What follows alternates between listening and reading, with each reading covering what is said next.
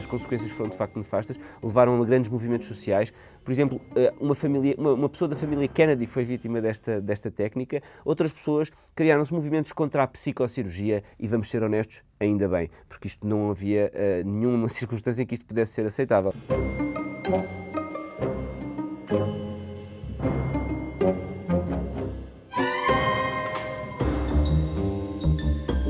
Quando pensamos em cirurgias ao cérebro associadas à saúde mental, temos assim umas imagens um bocadinho tenebrosas, mas ainda hoje há cirurgias para tratar saúde mental? Antes de responder à pergunta, vou concordar consigo. As imagens que popularizaram a cirurgia a propósito de doença mental são de facto tenebrosas. Ou seja, isto quer dizer que, neste caso, e temos falado muito de estigma, mas neste caso o estigma tem uma forte justificação, porque de facto aquilo que se passou na história da cirurgia ao cérebro para tratar doença mental, que hoje em dia é chamada de psicocirurgia, foi nefasto. Só para contextualizar um pouco, e nós até em Portugal temos aqui um papel muito importante na história deste procedimento, porque foi Egas Muniz que desenvolveu a lobotomia.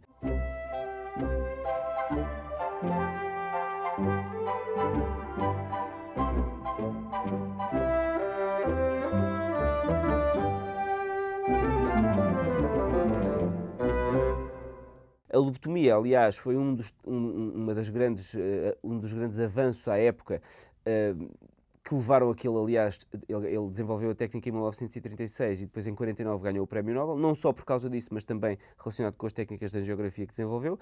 Mas voltando atrás, quando desenvolveu esta técnica, pretendia tratar doença mental grave, nomeadamente doença como a esquizofrenia, a doença bipolar, os sintomas psicóticos agravados com alterações de comportamento que obrigavam as pessoas com doença mental grave a estarem em asilos. Foi uma época muito negra da psiquiatria e da saúde mental, porque de facto não havia armas terapêuticas para a psicose, não havia medicação e as pessoas ficavam internadas obrigatoriamente em hospitais psiquiátricos com condições muito deploráveis durante toda a sua vida, porque não havia outra forma. Foi nesse contexto... Esse é um dado importante, porque às vezes também se tenta demonizar as pessoas daquela época e os profissionais daquela época. A verdade é que não havia alternativas e era preciso, havia uma tentativa de fazer a medicina avançar nessa área, daí que se calhar se levou um bocadinho longe demais a experimentação, certo. Mas havia um lado bondoso por trás desta experimentação, que era tentar avançar no cuidado dos doentes. Isso é verdade, sobretudo quando falamos do Egas Muniz, porque de facto o que aconteceu foi que ele tentou desenvolver uma técnica, que era uma técnica que implicava a abertura da caixa craniana, portanto com a retirada de uma parte do osso, com uma técnica em que removia uma parte do cérebro pré-frontal, portanto uma região bem delimitada do cérebro, para que fosse possível controlar o comportamento disruptivo, retirar os sintomas psicóticos e a pessoa poder estar calma e voltar para a sua casa. Dizer também que antes disso, é óbvio que quando se criaram os hospitais psiquiátricos nessa época, o intuito não era negativo, o intuito era positivo, mas claro que as coisas foram longe demais e de facto também a sobrelotação deste tipo de instituições pela impossibilidade de ter outras estratégias terapêuticas levou a condições muito negativas e felizmente que isso é uma coisa do passado e aliás mesmo os hospitais psiquiátricos que ainda hoje existem não têm nada a ver com isso e são hospitais modernizados. Agora, nessa época, era um procedimento que parecia inovador. Os doentes tratados por Egas Muniz mudavam radicalmente o seu comportamento e ficavam integráveis. Era possível integrá-los na sociedade e voltar às suas casas com as suas famílias.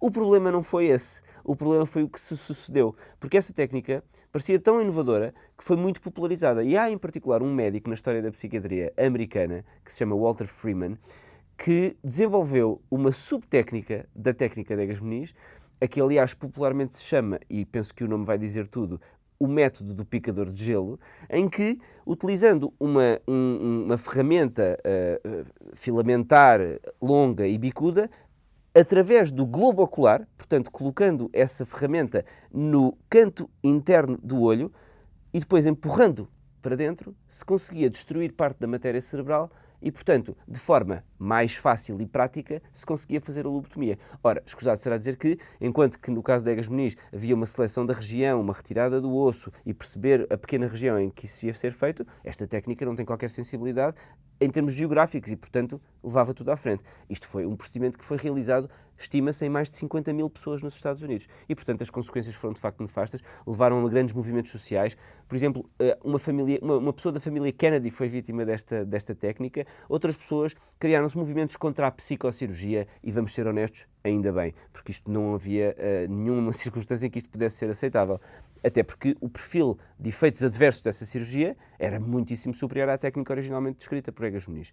Felizmente, nos anos 50, anos 60, surgiram os primeiros antipsicóticos, ainda na altura com muitos efeitos adversos, coisa que hoje em dia também não acontece, para o tratamento da doença mental grave e psicótica, e foi possível tratar esses doentes sem recorrer a essa técnica. E felizmente a técnica caiu em desuso. Porém, deu esta história, durante estes anos, da técnica, deu muito má fama à própria técnica. E ao próprio psiquiatra também. Bem, ao psiquiatra, de certa maneira, com alguma razão. Ainda que também há, aliás, biografias sobre este médico em que apontam que o intuito dele não era completamente negativo e que ele pretendia devolver as pessoas ao seu domicílio. Bom, mas foi claramente longe demais e não ficou na história por bons motivos. Agora, o que interessa dizer é que esta história reveste a cirurgia para doença mental de um estigma intenso, de uma muito má fama, mas a psicocirurgia ainda hoje existe. E, para responder à sua pergunta, sim, ainda fazemos cirurgia ao cérebro para tratar doença mental.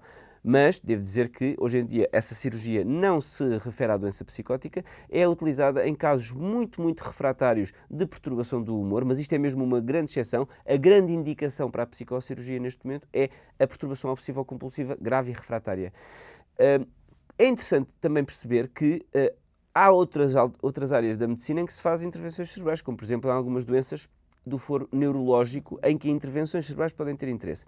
E isso também me leva a falar de uma outra técnica, que é no fundo uma derivação deste tipo de cirurgias, que são estas cirurgias com implantação de estimulação elétrica, que é aquilo que se chama estimulação cerebral profunda. Que se usa, por exemplo, para tremor essencial ou para Parkinson. Isso. Portanto, o que eu queria com isto chamar a atenção é que nada disto tem a ver com este método do picador do gelo que era feito antes dos anos 50. Portanto, a cirurgia ao cérebro que é feita hoje no contexto da doença mental é com indicações muito restritas, em situações muito refratárias ao tratamento. Resultados. Sim, na verdade, por exemplo, na perturbação obsessiva-compulsiva, o que se estima é que para as perturbações obsessivo-compulsivas muito refratárias ao tratamento, seja ele farmacológico, psicoterapêutico ou estimulação cerebral, por exemplo, magnética transcraniana, dentro daqueles que resistem, cerca de 70% obtêm melhorias com a psicocirurgia. A psicocirurgia é altamente controlada, utilizando técnicas de estereotaxia, ou seja, ver no cérebro onde é que vai ser feita a pequena lesão e depois com métodos cirúrgicos muito bem definidos,